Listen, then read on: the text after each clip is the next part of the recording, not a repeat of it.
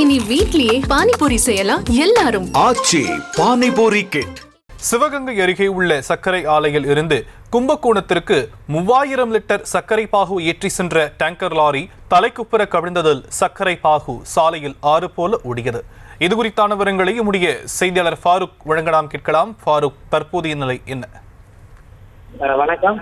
சிவகங்கை அருகே இருக்கக்கூடிய படமாத்தூர் என்ற இடத்திலே இயங்கி வரக்கூடிய ஒரு தனியார் சர்க்கரை ஆலையில் இருந்து 3000 லிட்டர் அளவிற்கு சர்க்கரை பாகுனுடைய கழிவுகளை ஏற்றுக்கொண்டு 3 டேங்கர் லாரிகள் கும்பகோணத்தில் இருக்கக்கூடிய ஒரு தனியார் ஆலைக்கு சென்ற பொழுது சிவகங்கை அருகே சோழபுரம் என்ற இடத்துல ஒரு குடியிருப்பு பகுதிகள் அதிகம் இருக்கக்கூடிய இடத்துல ஓட்டுநரின் கட்டுப்பாட்டை இழந்து அந்த வாகனமானது ஒரு குடியிருப்பு பகுதியின் அருகே தலைக்குப்புற கவிழ்ந்ததில் 3000 லிட்டர் சர்க்கரை பாகுனுடைய கழிவுகளும் ரோட்டில் ஆறு போல ஓடிக்கொண்டு இருக்கின்றது.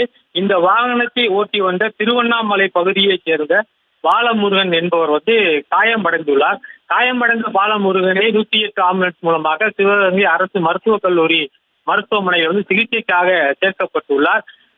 ஒரு நல்வாய்ப்பாக அந்த வாகனம் தலைக்குப்புற கவிழ்ந்த இடத்தில் ஒரு பெரிய மரம் ஒன்று தாங்கி பிடித்ததால் அந்த குடியிருப்புக்குள் அந்த வாகனம் புகுந்து விடாத அளவுக்கு மரம் தடுத்து கொண்டிருந்து இந்த விடுமுறை நாட்கள் என்றதால் அந்த பகுதிகளில் அதிகமான சிறுவர்கள் விளையாடி கொண்டிருந்த நேரத்தில் இந்த சம்பவம் ஏற்பட்டிருப்பது பெரிய அதிர்ச்சியை ஏற்படுத்தியுள்ளது.